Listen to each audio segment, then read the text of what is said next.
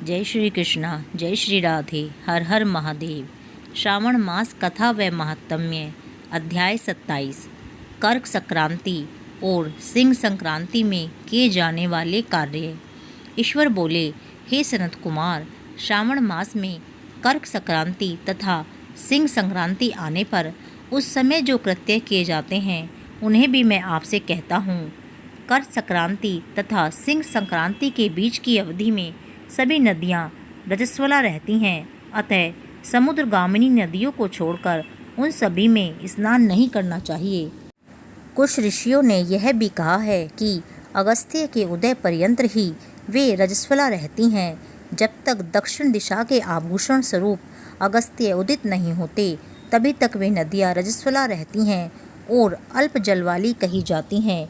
जो नदियाँ पृथ्वी पर ग्रीष्म ऋतु में सूख जाती हैं, वर्षा काल में जब 10 दिन न बीत जाएं, तब तक उनमें स्नान नहीं करना चाहिए। जिन नदियों की गति स्वतः 8000 धनुष तक नहीं हो जाती, तब तक वे नदी शब्द की संज्ञा वाली नहीं होती, अपितु वे गर्त कही जाती हैं। कर्क संक्रांति के प्रारंभ में 3 दिन तक महानदियाँ रजस्वला रहती हैं। वे स्त्रियों की भांति चौथे दिन शुद्ध हो जाती हैं। हे मुने, अब मैं महानदियों को बताऊंगा, आप सावधान होकर सुनिए। गोदावरी, भीमरती, तुंगभद्रा, वेनिका, तापी, पयोष्णी, ये 6 नदियाँ विंध्य के दक्षिण में कही गई हैं। भागीरथी, नर्मदा, यमुना, सरस्वती, विशोका, वितस्ता, ये 6 नदियाँ विंध्य के उत्तर में कह गई हैं। ये 12 महानदियाँ देव ऋषि क्षेत्र से उत्पन्न हुई हैं। हे मुने, देविका, कावेरी, वंजरा, कृष्णा, ये महानदियाँ कर्क संक्रमण के प्रारंभ में 1 दिन तक रजस्वला रहती हैं। गौतमी नामक नदी कर्क संक्रमण होने पर 3 दिनों तक रजस्वला रहती है। चंद्रभागा, सती, सिंधु, सरयू, नर्मदा, गंगा, यमुना, प्लक्षजाला, सरस्वती, ये जो नाद संज्ञा वाली नदियां हैं, वे रजोदोष से युक्त नहीं होती। शोण, सिंधु, हिरण्य, कोकिल, आहित, घरघर और शतद्रु, ये 7 नाम पवित्र कहे गए हैं। धर्म द्रव्यमयी गंगा, पवित्र यमुना तथा सरस्वती, ये नदियाँ गुप्त रजोदोष वाली होती हैं, अतः ये सभी अवस्थाओं में निर्मल रहती हैं। जल का यह रजोदोष नदी तट पर रहने वालों को नहीं होता। रजोधर्म से दूषित जल भी गंगा जल से पवित्र हो जाता है। प्रसव अवस्था वाली बकरियां, गायें, भैंसें व स्त्रियां और भूमि पर वृष्टि के प्रारंभ का जल, ये 10 रात व्यतीत होने पर शुद्ध हो जाते हैं। कुएं तथा बावली के अभाव में अन्य नदियों का जल अमृत होता है। रजोधर्म से दूषित काल में भी ग्राम भोग नदी दोष में नहीं होती है। दूसरे के द्वारा भरवाए गए जल में रजोदोष नहीं होता है। उपाकर्म में, उपसर्ग कृत्य में, प्रातःकाल के स्नान में, विपत्तियों में, सूर्य ग्रहण काल में तथा चंद्र ग्रहण काल में रजोदोष नहीं होता है। हे सनत कुमार, अब मैं सिंह संक्रांति में गो प्रसव के विषय में कहूँगा। सिंह राशि में सूर्य के संक्रमण होने पर यदि गो प्रसव होता है, तब जिसकी गाय प्रसव करती है उसकी मृत्यु 6 महीनों में हो जाती है। मैं इसकी शांति भी बताऊँगा, जिससे सुख प्राप्त होता है। प्रसव करने वाली उस गाय को उसी क्षण ब्राह्मण को दे देना चाहिए। उसके बाद घृत मिश्रित काली सरसों से होम करना चाहिए। इसके बाद व्याहतियों से घृत में सिक्त तिलों की 1008 आहुतियाँ डालनी चाहिए। उपवास रखकर विप्र को यत्नपूर्वक दक्षिणा देनी चाहिए। सिंह राशि में सूर्य के प्रवेश करने पर जब गोष्ठ में गो प्रसव होता है, तब कोई अनिष्ट अवश्य होता है, अतः उसकी शांति के लिए शांति कर्म अनुष्ठान करना चाहिए। अस्य वाम है, इस सूक्त से तदिष्णु, इस मंत्र से तिल तथा घृत से 108 आहुतियाँ देनी चाहिए और मृत्युंजय मंत्र से 10,000 आहुतियाँ डालनी चाहिए। इसके बाद श्री सूक्त से अथवा शांति सूक्त से स्नान करना चाहिए। इस प्रकार किए गए विधान से कभी भी भय नहीं होता है। इसी प्रकार यदि श्रावण मास में घोड़ी दिन में प्रसव करे तो इसके बाद भी शांति कर्म करना चाहिए। उसके बाद फिर दोष नष्ट हो जाता है। हे सनत कुमार, अब मैं कर्क संक्रांति में सिंह संक्रांति में तथा श्रावण मास में किए जाने वाले शुभप्रद दान का वर्णन करूँगा।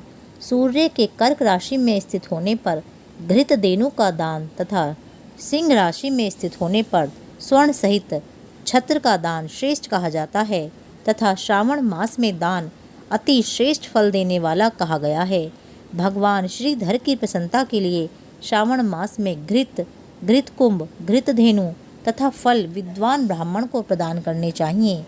मेरी प्रसन्नता के लिए श्रावण मास में किए गए दान अन्य मासों के दानों की अपेक्षा अधिक अक्षय फल देने वाले होते हैं। 12 महीनों में इसके समान अन्य मास मुझको प्रिय नहीं है। जब श्रावण मास आने को होता है तब मैं उसकी प्रतीक्षा करता हूँ। जो मनुष्य इस मास में व्रत करता है वह मुझे परम प्रिय होता है, क्योंकि चंद्रमा ब्राह्मणों के राजा हैं, सूर्य सभी के प्रत्यक्ष देवता हैं। ये दोनों मेरे नेत्र हैं। कर्क तथा सिंह की दोनों संक्रांतियाँ जिस मास में पड़ें उससे बढ़कर किसका महात्म्य होगा। जो मनुष्य इस श्रावण मास में पूरे महीने प्रातः काल स्नान करता है वह 12 महीनों के प्रातः स्नान का फल प्राप्त करता है। यदि मनुष्य श्रावण मास में प्रातः स्नान कर नहीं करता तो 12 महीनों में किए गए उसके स्नान का फल निष्फल हो जाता है। हे महादेव, हे दया सिंधु, मैं श्रावण मास में उषा काल में प्रातः स्नान करूँगा। हे प्रभु, मुझे विघ्न रहित कीजिए। प्रातः स्नान करके शिवजी की पूजा करके श्रावण मास की सतकथा का प्रतिदिन भक्ति पूर्वक श्रवण करना चाहिए। बुद्धिमान व्यक्ति इस प्रकार से ही मास व्यतीत करता है। अन्य मासों की प्रवृत्ति पूर्णमासी प्रतिपदा से होती है, किंतु इस मास की प्रवृत्ति अमावस्या की प्रतिपदा से होती है। श्रावण मास की कथा के महात्म्य का वर्णन भला कौन कर सकता है। इस मास में व्रत, स्नान, कथा श्रवण आदि से जो 7 प्रकार की वंध्या स्त्री होती हैं वह भी सुंदर पुत्र प्राप्त करती हैं। विद्या चाहने वाला विद्या प्राप्त करता है, बल की कामना करने वाले को बल मिल जाता है, रोगी आरोग्य को प्राप्त कर लेता है, बंधन में पड़ा हुआ व्यक्ति बंधन से छूट जाता है, धन का अभिलाषी धन पा लेता है, धर्म के प्रति मनुष्य का अनुराग हो जाता है तथा पत्नी की कामना करने वाला उत्तम पत्नी पाता है। हे मानद, अधिक कहने से क्या प्रयोजन। मनुष्य जो चाहता है उसको पा लेता है और मृत्यु के बाद मेरे लोक को पाकर मेरे सानिध्य में आनंद प्राप्त करता है। कथा सुनाने के बाद वस्त्र, आभूषण आदि से कथावाचक की विधिवत पूजा करनी चाहिए। जिसने वाचक को संतुष्ट कर दिया उसने मानो मुझ शिव को प्रसन्न कर दिया। श्रावण मास का महात्म्य सुनकर जो वाचक की पूजा नहीं करता, यमराज उसके कानों को छेदते हैं और वह दूसरे जन्म में बहरा होता है। अतः सामर्थ्य अनुसार वाचक की पूजा करनी चाहिए। जो मनुष्य उत्तम भक्ति के साथ इस श्रावण मास महात्म्य का पाठ करता है अथवा सुनता है अथवा दूसरों को सुनाता है उसको अनंत पुण्य की प्राप्ति होती है। अध्याय 27 समाप्त। जय श्री कृष्णा, जय श्री राधे। हर हर महादेव।